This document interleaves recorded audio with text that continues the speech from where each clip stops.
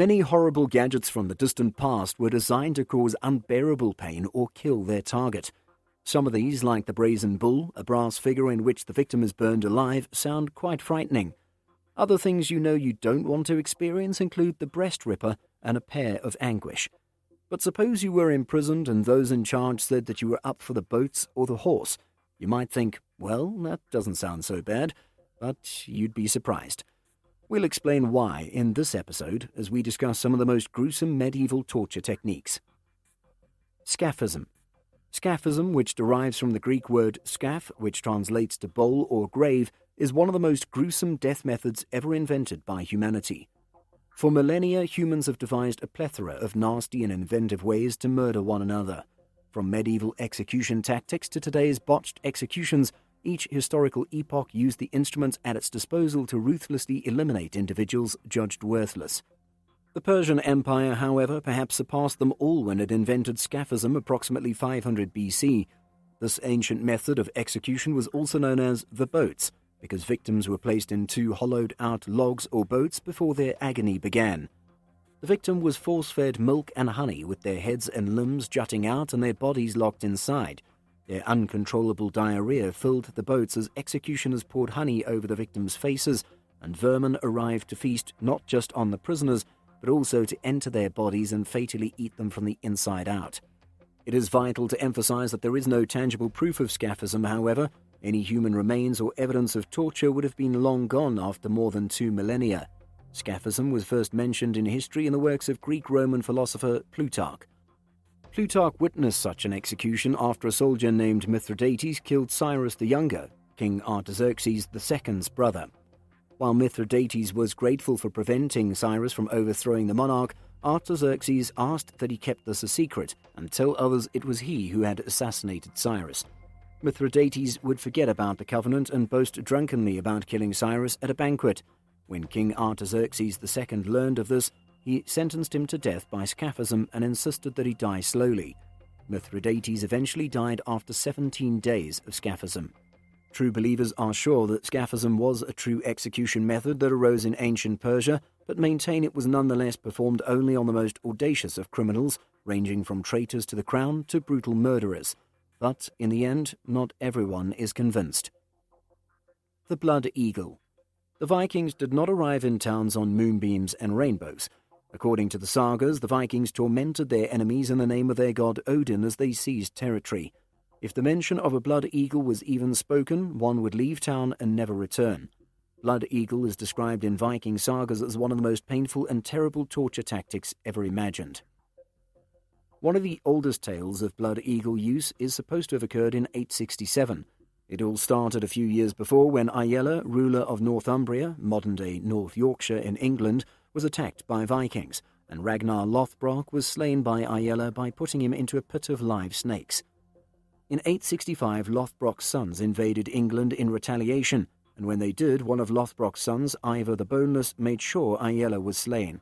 Of course, simply killing him was insufficient, which is why Ivar the Boneless desired to make an example of Aella and instill fear among his foes. He sacrificed the doomed king to the blood eagle. Modern researchers argue that Aella could have avoided this gruesome fate if he had subscribed to our channel, so make sure to subscribe and leave a like just to be on the safe side. How the Vikings carried out this heinous ceremonial torture and whether they carried it out at all is still debatable till this day. The blood eagle method is truly so harsh and gruesome that it is impossible to think it could be carried out. Whether or not it is simply a work of creative fiction, there is no disputing that the ceremony was stomach-churning. To prevent escape or abrupt movements, the victim's hands and legs were tied. The guy seeking vengeance then stabbed the victim through the tailbone and up toward the ribcage. Each rib was then methodically severed from the backbone with an axe, exposing the victim's internal organs. The victim is claimed to have stayed conscious during the treatment. Worse, the Vikings would next use a saline stimulant to practically rub salt into the open incision.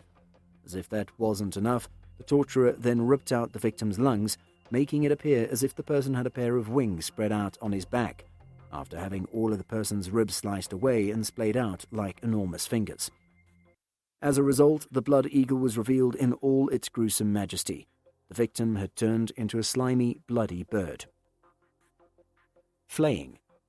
Throughout recorded history, humans have demonstrated incredible ingenuity in devising progressively heinous methods of torturing and killing one another.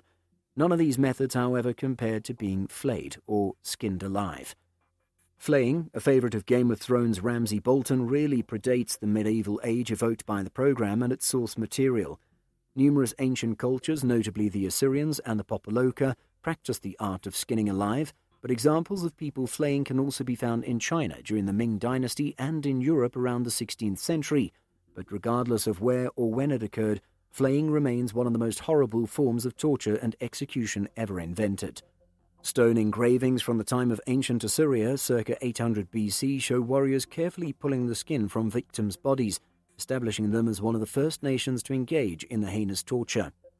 The Assyrians were one of the world's first empires and expanded their empire by conquering enemy cities one by one with newly developed military techniques and iron weaponry, populating modern-day Iraq, Iran, Kuwait, Syria, and Turkey.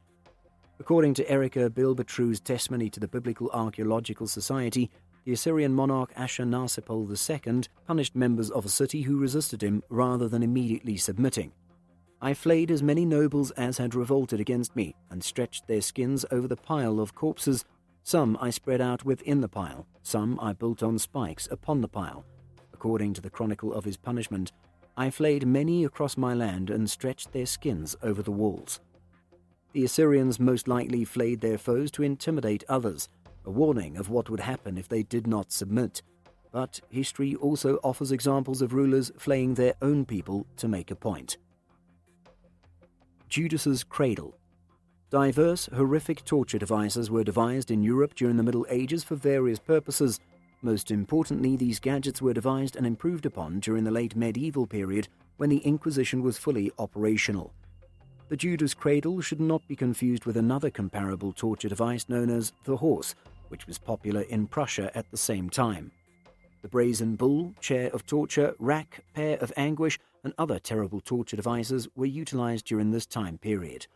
One of the most heinous and often utilized devices was known as the Judass Cradle, also known as the Judass Chair or the Guided Cradle. The Judass Cradle was a wooden pyramid-shaped device in which the victim was placed at the top. His or her hands and legs would be restrained, preventing the weight from shifting elsewhere. The victim's feet were frequently tied together with the purpose of heightening the discomfort whenever the feet moved. The pointy edge of the pyramid was progressively forced into the victim's anus or vagina, and the torture may last anywhere from a few hours to many days.